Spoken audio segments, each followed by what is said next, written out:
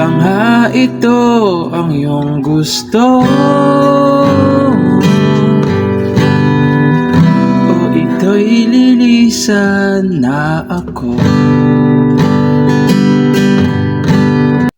Hello mga ka-idol! So ngayon, meron ulit akong ituturo sa inyong magandang kanta. Ang title pala nitong kantang ituturo ngayon sa inyo ay yung Katang Isip by Ben and Ben. So madali lang yung mga chords nito mga ka-idol, wala siyang bar chords, no? So napakadali lang nito. So doon muna tayo sa strumming. Yung strumming na gagamitin natin is ganito lang. Down, down, up, up, down, down. Yun lang, okay? Pag yung chords naman is nasa loob ng open close parenthesis is dalawang down lang. Okay? So palitan nyo na lang kung sakaling gusto nyo palitan yung strumming na yan, no? So proceed na tayo doon sa kanyang verse. So yung verse niya rito mga ka-idol is dalawang piraso lang. Yun yung C major 7. Yung C major 7, ito siya. Nasa 4th string, 2nd fret. Tsaka 5th string, 3rd fret. Ayan. Sorry. Yan. C major 7. Sunod is G. Yung G na gagamitin natin is, ito siya. First string lang iipitin nyo. Ayan. First string lang. Tapos, 5th string, tsaka 6th string. Ayan, yan yung G na gagamitin natin sa kanta na to. Okay? So, yan na yung G na gagamitin natin hanggang sa matapos na tong kanta. Okay? Yan. Yung dalawang chords na yan is 4 na beses nyo gagawin 4 times, no? So, sasampulan ko para mas maintindihan nyo. So, ganito siya. Di ba nga ito ang iyong gusto?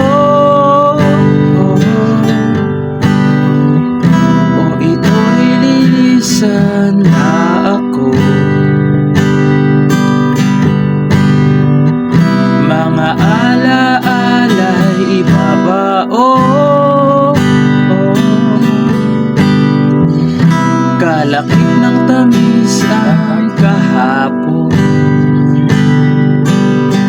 mga gabing. So doon na yun sa free chorus, no? So puntahan na natin yung kanyang free chorus.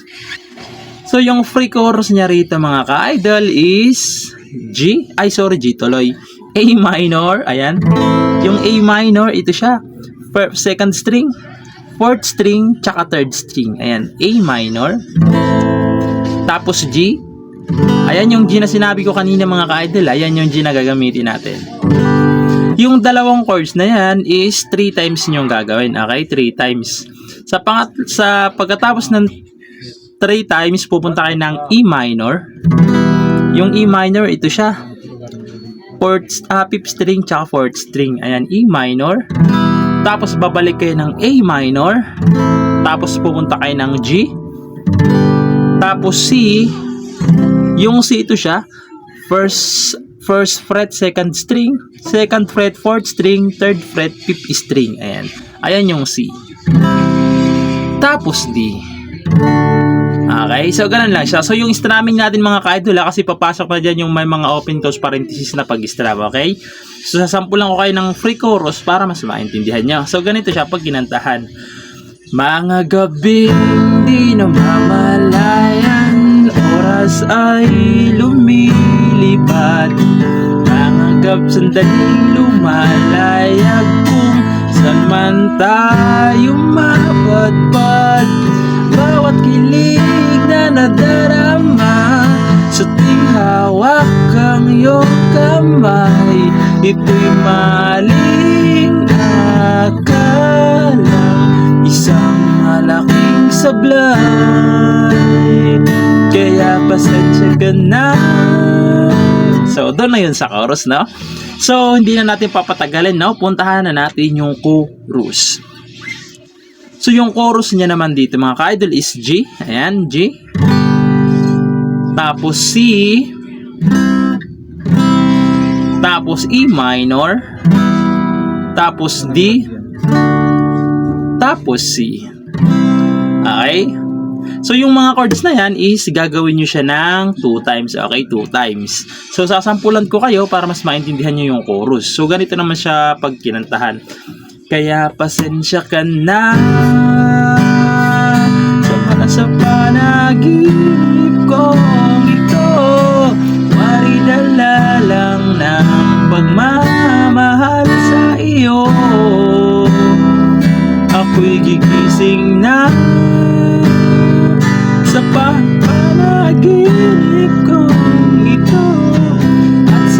landas ay kusang lalayo sa iyo, lalayo sa sumabay. So, doon na yun sa free chorus. So, puntahan na natin yung kanyang free chorus. So, bridge pala.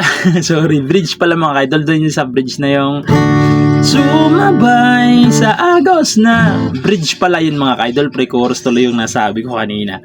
So, dito naman sa bridge, yung chords nito is D. Ayan, yung D. First string, second string, tsaka third string. Ayan. Tapos, A minor. So, yung dalawang chords na yan, 3 beses nyo siyang gagawin. Okay? 3 times nyo gagawin. Pag natapos kayo ng 3 times, pupunta kayo ng E minor, tapos C, tapos G, tapos D.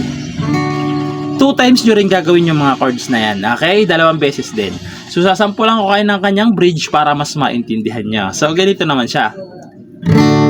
Sumabay sa agos ng isinulat ng tadhana, na minsan siya'y para sa iyo, pero minsan siya'y paasa. Tatakbo papalayo, kakalimutan na lang ang lahat.